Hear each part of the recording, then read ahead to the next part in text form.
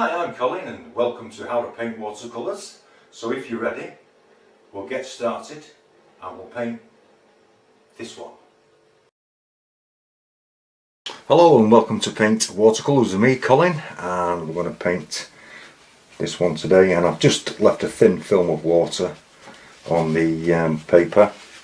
And what I want to do, I'm just going to blot out some shapes that I will add some blue into later, and I don't want to contaminate it. So this is a mixture of raw sienna and cadmium orange, and we're just going to drop this into the sky nice and pale, just leaving some white areas for later on. Sort of get this on now and bring this down into the water here as well. Spreading the colour around, it just helps to unify the painting. Then into that I just want to drop a stronger mix of cadmium orange and raw sienna. So this one has more orange in it. We're just going to strengthen up one or two areas with this. Just adds more interest into the sky. So down here, this is cobalt blue, alizarin crimson with a touch of burnt sienna in. And we're just going to add this in here, also along the bottom here. I'm using a flat brush, but you can use any brush that you feel comfortable with. A couple of patches in here, and I've allowed more space for it to creep than I would if I was putting it in solid. And for your first wash, so we're going to leave this just to dry off for maybe 5-10 minutes, I think. Maybe put just a touch more in there, bring it down through that. A bit stronger there. I'm making it a bit stronger because I know it's going to dry off a lot lighter. So we can leave that to dry for a moment or two. Now that that's dried slightly, it's still very wet, but I actually want to use that to allow this to travel. This is Turner Red. You can use cadmium red for this, mixed with some of the cadmium orange.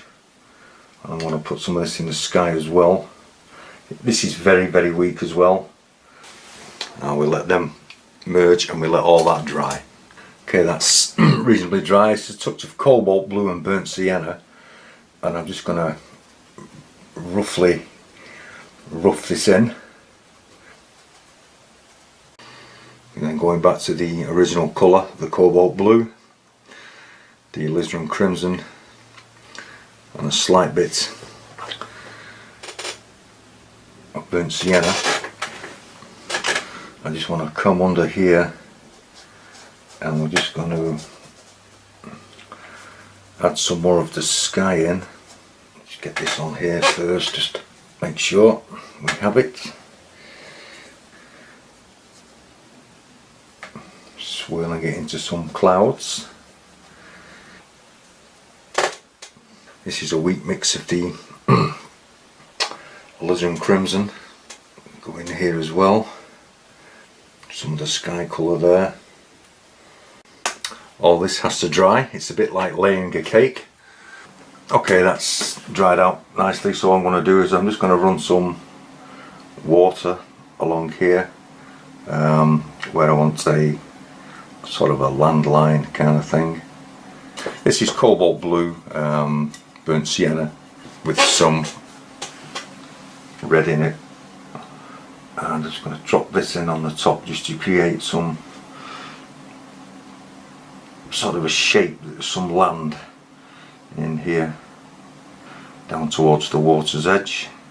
Now we can also drop in some water here, and we'll just create a line of misty trees if everything works out well. This is just clean water, nothing else. And also with the same mixture of that, just drop it in at the top and allow it to filter down. You can say it's only a suggestion of a tree line. And then with a stronger mix of that colour, I'm just going to add some more cobalt blue and burnt sienna to it, just to strengthen it. brighten the top again. I just want to strengthen some areas up. And yet again, I said I don't want it everywhere. Taking a damp brush, come all the way across the back line of this, so there's a nice even layer of damp paper. And then I'm just going to add some French ultramarine and burnt sienna to that mix, just to make it darker once again. I'm going to add a second line of brushes in. I've got the board at a slight angle with a piece of wood underneath it, so I don't want it to drift up too far. There's a second line of brushes, and because it's a different colour, these will separate it for you. Just bring it through the bolts, not too strong, because you want the mass to show up later on. A shoreline at the back. This is just cobalt blue and burnt sienna, a very weak mix. Again, just mixed to the blue side, and then we have to leave that to dry.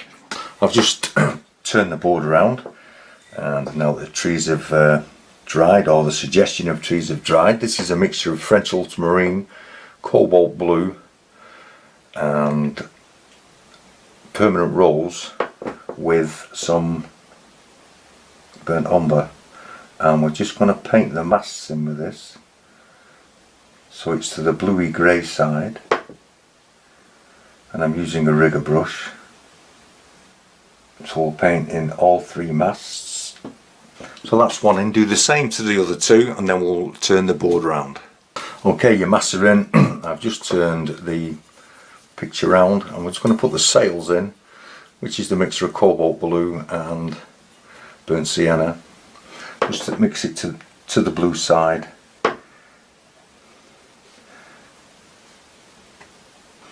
Same on this one.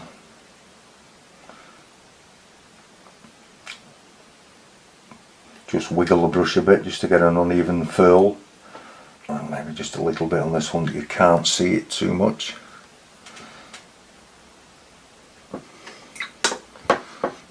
Then with your darker mix, we're just going to add this onto the top.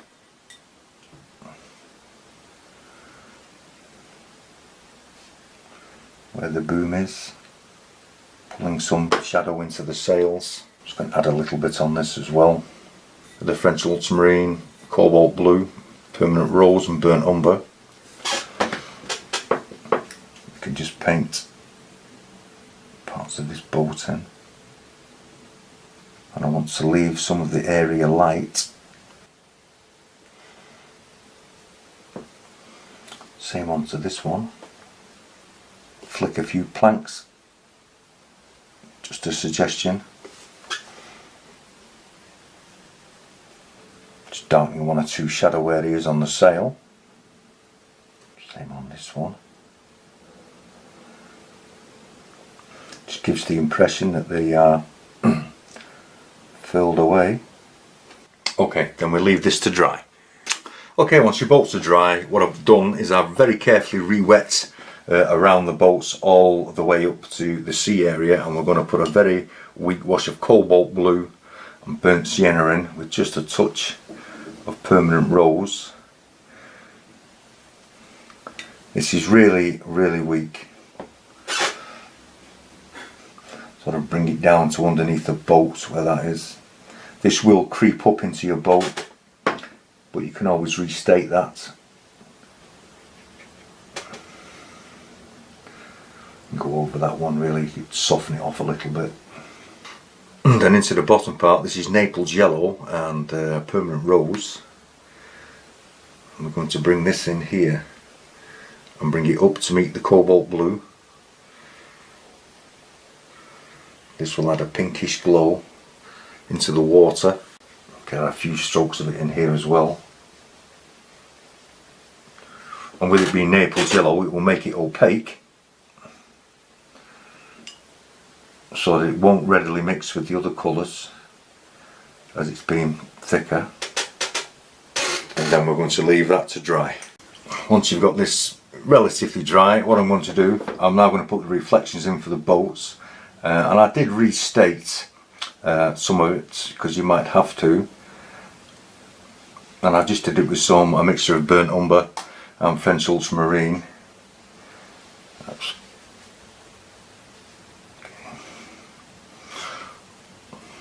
So just re-wet it under the boat, roughly in the shape of the boat. We're going to let this all drift down and go really almost where it wants to go. So don't worry about it too much, just re-wet it, just the rough shape of where it is. So I'm going to originally drop in some of the purple grey colour, which was the original colour we put on the boat. I'm going to drop it in and we're just going to let it run, and then we'll darken it up as we go. Just a touch in here. I'm moving to the darker colour, and I'm going to drop that in.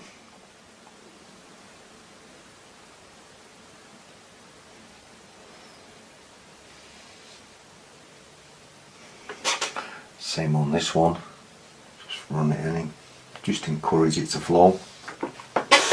So just strengthen it up in areas and just allow it to flow, just keep your eye on it. Maybe a couple of mooring buoys or buoys. And like I said, we'll put the rigging in after. So I think we'll have one here.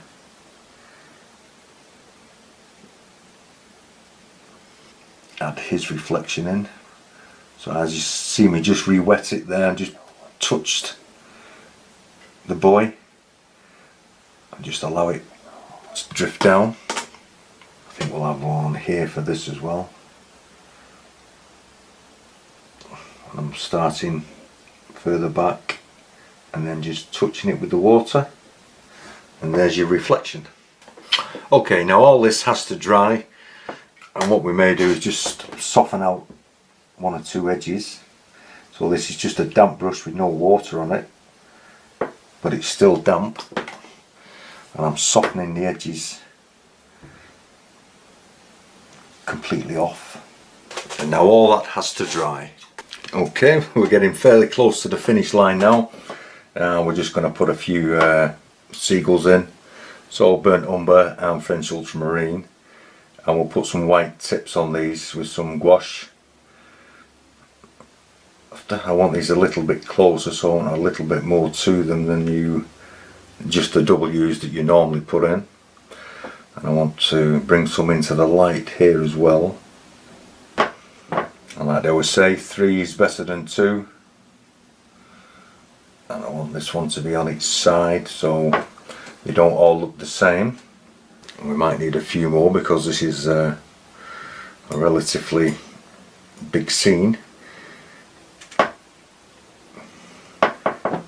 And don't go wild with your seagulls, but another one on its side here, I think. Maybe there's some here.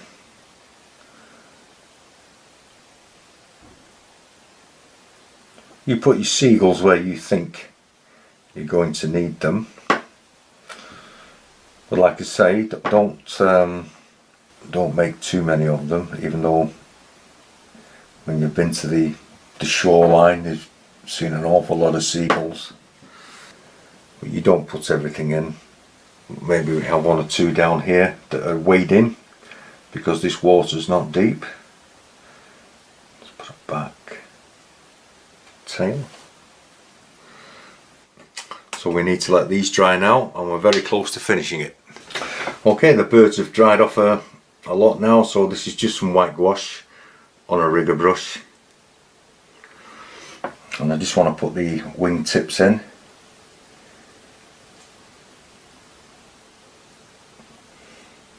Just create some interest on these birds. Just some along the back of here and these. Oh, just the odd ripple. Just going to add some water lines and a few ripples. Bring them through your reflections It just helps to break the reflection up slightly. And of course, at the same time, you're getting a light over dark, which really emphasizes it. Don't water your gouache down. You have to persevere with it because it will be thick from the tube, because you want the white gouache to stand out. Don't put them at the edge because it will lead your eye away from the painting. It's time to sign it and put a mat round it, or a mount, and then frame it. I hope you've enjoyed this video. Not really for beginners, this one. I think it's a little difficult and you will need a watercolour pencil to put your rigging in. So now it comes to sign it, frame it and hang it on your wall. I hope you've enjoyed this video. If you have, please click the like button and subscribe. Always remember, subscribing costs you nothing. And if you wish to have a go at some other painting videos I have made, please click the link that you'll find in the description box. Thank you very much.